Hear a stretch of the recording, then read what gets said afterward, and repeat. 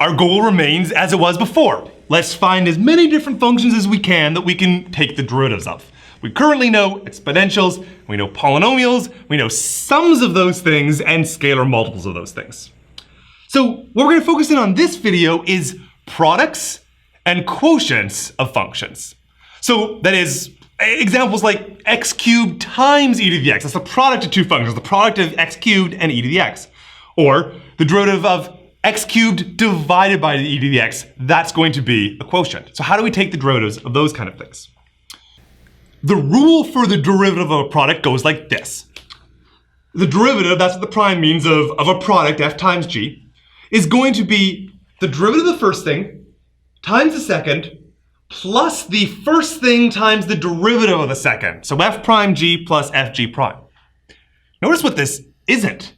This is not f prime times g prime.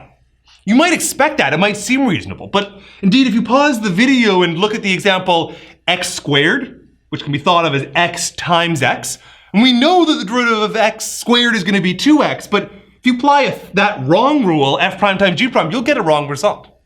So instead, the product rule is a little bit more complicated. It's not that the derivative of a product is the product of the derivatives. The derivative of a sum is the sum of two derivatives, but this is not true for products, which is kind of interesting. Now, this is written in the Lagrange notation, but you can also use the Leibniz notation. So it's a little bit longer, but it's the same thing. The derivative of a product is the derivative of the first times the second plus the first times the derivative of the second. But I usually like to go with the f prime g plus f g prime notation. It doesn't really matter too much. Now let's see a specific example.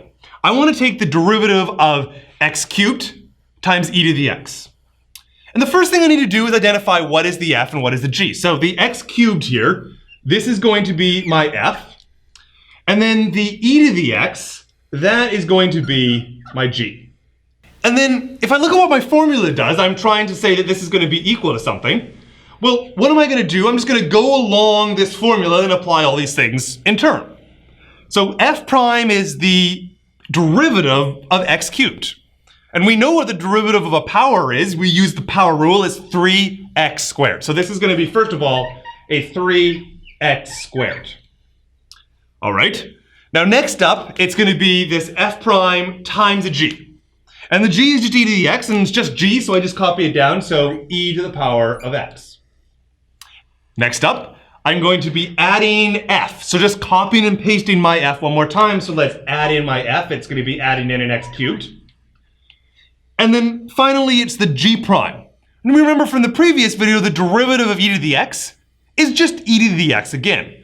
So this is going to be x cubed times e to the power of x. So this product rule allows us, with not a huge amount of effort, to figure out the derivative of the product of these two things because I know the derivatives of the individual factors, the f and the g. Next up, we're going to look at the quotient rule. This is now the derivative of f divided by g. And this is, of course, going to apply when my g is non-zero. So what it is you have to be very careful here with the order. It's the f prime g, not a plus, minus this time an f g prime. So it's very similar to the product rule on the top with the minus sign. And then divided out by the bottom square, divided out by the g squared.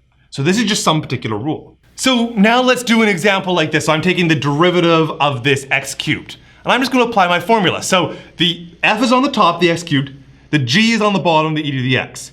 And what my formula tells me to do is first is f prime. So derivative of x cubed is 3x squared as we had before. Then I'm going to copy and paste the g. There it is. Just copy and paste it. So times e to the power of x. Minus, that's very important. I use a minus sign. Now I'm minusing off fg prime, so f is just the x cubed again, and the derivative of e to the x is again e to the x, so it looks the same, but I'm taking its derivative.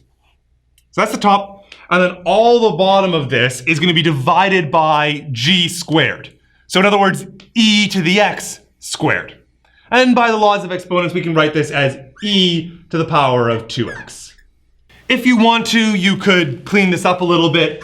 I notice there's an e to the x on the top, and then there's e to the 2x on the bottom, so we could rewrite this as 3x squared minus x cubed. So I've gotten rid of the e to the x's on the top, and now it's just divided out by e to the x on the bottom. Just a little bit of algebra. So where are we at? We've got the same two sort of base functions, the e to the x and the x to the n, the powers. But now I've added a few more rules.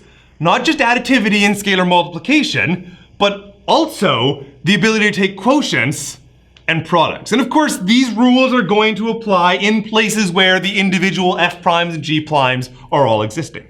So as we go forward, we're going to add some more base functions down here, and we're going to add some more rules up here that's going to allow us to take the derivative of just this enormous class of functions.